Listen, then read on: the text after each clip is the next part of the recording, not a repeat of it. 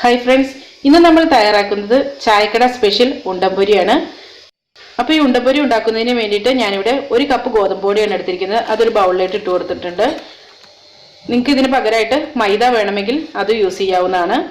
ഇനി ഇതിലേക്ക് ഒരു 1/4 കപ്പ് റവ ചേർത്ത് കൊടുക്കാം. പിന്നെ ഒരു 1/2 ടീസ്പൂൺ ഏലക്കാപ്പൊടി, 1/4 ടീസ്പൂൺ ജീരകം കൂടി ചേർത്ത് കൊടുക്കാം. ജീരകം പൊടിച്ചിട്ടൊന്നുമല്ല, നേരെ ചേർത്ത് കൊടുക്കുകയാണ് ചെയ്തിരിക്കുന്നത്. ഇനി ഇതിലേക്ക് വേണ്ടത് ഒരു 4 പാളയംകോടൻ പഴമാണ്. അപ്പോൾ അത് നന്നായിട്ട് മിക്സിയിലിട്ടൊന്ന് അടിച്ചെടുത്തിട്ടുണ്ട്. ഇനി അതും കൂടി ഒന്ന് ചേർത്ത് കൊടുക്കാം. പിന്നെ ഇതിലേക്ക് വേണ്ടത് ഒരു 1/2 കപ്പ് ശർക്കരപ്പാനിയാണ്. അപ്പോൾ ഈ നല്ല ചൂടുള്ള ശർക്കരപ്പാനി തന്നെയാണ് ചേർത്ത് കൊടുക്കുന്നത്. ഇനി ഇത് നന്നായിട്ടൊന്ന് മിക്സ് ചെയ്ത് കൊടുക്കാം. അപ്പോൾ നമ്മൾ ഇതിനകത്ത് സോഡാപ്പൊടി ഒന്നും ചേർക്കുന്നില്ല കേട്ടോ. അപ്പോൾ അതുകൊണ്ട് തന്നെ ശർക്കരപ്പാനി ചേർക്കണത് നല്ല ചൂടുള്ളത് തന്നെ ചേർക്കണം. അതുപോലെ ഇതൊരു 15 മിനിറ്റെങ്കിലും കുറഞ്ഞത് റെസ്റ്റ് ചെയ്യാനായിട്ട് വെക്കണം. ഒരു അരമണിക്കൂറൊക്കെ വയ്ക്കുകയാണെങ്കിൽ കുറച്ചുകൂടെ നല്ലതാണ്. അപ്പോൾ അത് റെസ്റ്റ് ചെയ്യാൻ വച്ചിട്ടുണ്ട്. അപ്പോൾ ഇനി ആ സമയം കൊണ്ട് എണ്ണ ചൂടാക്കാൻ വെച്ചിട്ടുണ്ടായിരുന്നു. ഇത് കൈയൊന്ന് നനച്ചതിന് ശേഷം വേണം കേട്ടോ ഓരോരോ ഉരുളകളായിട്ട് ഇങ്ങനെ എടുത്തിട്ട് ഇതിനകത്തേക്ക് ഇടാനായിട്ട്. അപ്പോൾ ഈ ഒരു പരിവാണ് കറക്റ്റ് പരിവം എന്ന് പറയണത്. ഒരുപാട് എന്താ പറയുക, ഒരുപാട് തിക്കാവാനും പാടില്ല, ഒരുപാട് ലൂസ് ആവാനും പാടില്ല. അപ്പോൾ ഇതുപോലെ ഉരുളകളാക്കി ഇട്ടേക്കുക. അപ്പോൾ കുറേ ഇങ്ങനെ കൂട്ടി ഇട്ട് വയ്ക്കരുത്. ഞാനിപ്പോൾ ഒരു 4 എണ്ണമൊക്കെയാണ് ഇതിനകത്ത് ഇടുന്നുള്ളൂ. അതിനുള്ള സ്പേസ് ഉള്ളൂ ഈ ഒരു ചീനച്ചട്ടിയിൽ. അപ്പോൾ ഇനി എല്ലാ വശവും ഒരുപോലെ കളറായിട്ട് വരുമ്പോൾ നമുക്ക് ഇതിനകത്ത് കോരിയെടുക്കാം. ഇത് നമുക്കൊരു ഗോൾഡൻ കളറല്ല, കുറച്ചുകൂടി ഒരു ഡാർക്ക് കളറാണ് നമ്മുടെ സാധനം ഉണ്ടംപൊരിക്കുള്ളത്. അപ്പോൾ ആ ഒരു കളറിലായിട്ട് ആക്കി എടുക്കണം.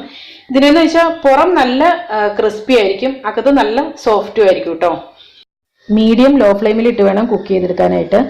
ഹൈ ഫ്ലെയിമിൽ ഇട്ടിട്ടുണ്ടെങ്കിൽ ഉള്ളു വേവത്തുമില്ല, പുറം പെട്ടെന്ന് കരിഞ്ഞും പോകും. റവ ചേർക്കണോണ്ടാണ് പുറമേ നല്ല ക്രിസ്പി ആയിട്ട് വരുന്നത്. അതുപോലെ ഒരുപാട് ഈ ചീനിച്ചട്ടിയിലിട്ട് ഇട്ട് കൊടുക്കരുതെന്ന് പറയണത് കാരണം കണ്ടില്ലേ, നമ്മൾ ആ ഇട്ടതിൽ നിന്നും ഡബിൾ സൈസായിട്ട് വന്നിട്ടുണ്ട്, നല്ലപോലെ വീർത്ത് വന്നിട്ടുണ്ട്. കഴിക്കാനൊക്കെ നല്ല ടേസ്റ്റാണ്. അപ്പോൾ എല്ലാവർക്കും ഇഷ്ടമാവണ ഒരു ഇതാണ്. നമ്മൾ പണ്ട് തൊട്ടേ എല്ലാവരും ചായക്കടയിൽ നിന്നൊക്കെ കഴിക്കണമായിരിക്കും. ഇപ്പം നമ്മുടെ മോഡേൺ ആയിട്ടുള്ള എന്താ പറയുക ജങ്ക് ഫുഡ്സൊക്കെ വന്നതോടുകൂടി ഇതിനൊന്നും അത്ര ഡിമാൻഡ് ഇല്ല എന്ന് തോന്നുന്നു. പക്ഷെ എന്താണെങ്കിലും നല്ലൊരു പലഹാരമാണ്, അതുപോലെ നല്ല ഹെൽത്തി ആയിട്ടുള്ളൊരു പലഹാരമാണ്. അതുകൊണ്ടാണ് ഞാൻ ഗോതമ്പ് പൊടിയിൽ ഉണ്ടാക്കിയതും ബേക്കിംഗ് സോഡ ചേർക്കാണ്ടിരുന്നതും.